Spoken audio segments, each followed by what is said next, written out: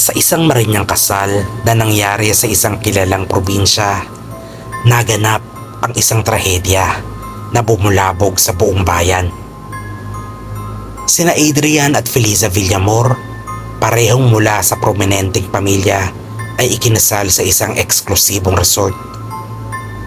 Dumalo ang mga politiko, negosyante at influencers. Lahat ay sabik sa ingranding handaan.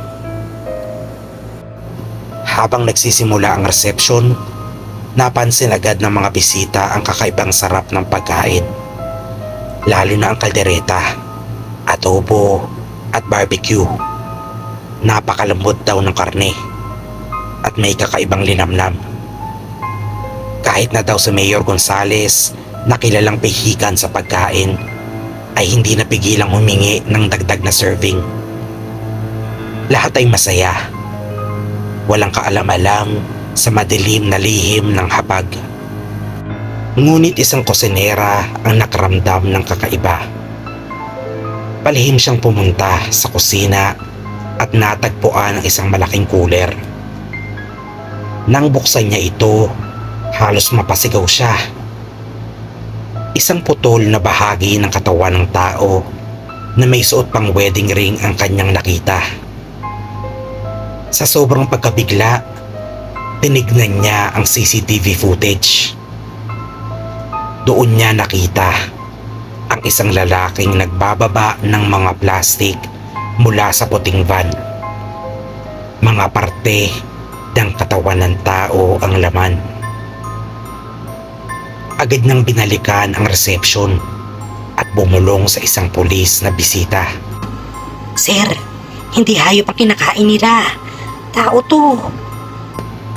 Nataranta ang pulis. Agad niyang sinigaw. Itigil ang pagkain. May krimen na nangyayari dito. Pero huli na. Marami na ang nakatikim.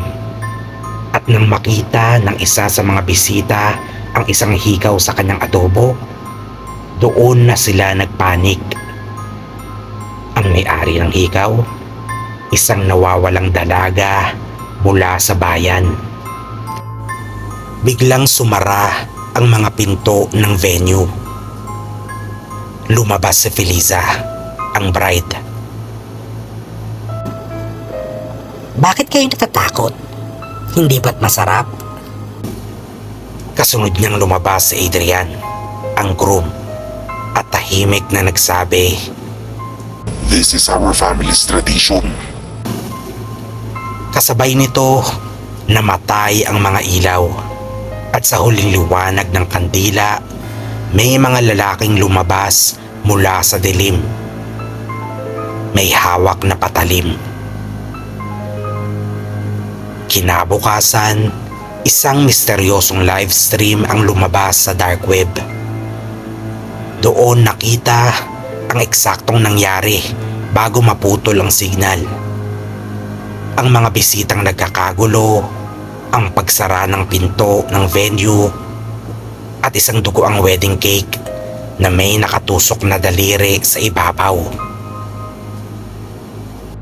Mula noon, wala nang nagtangkang ikasal sa eksklusibong resort na yun.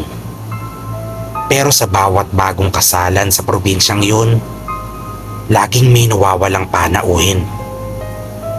At may pagkaing may kakaibang lasa.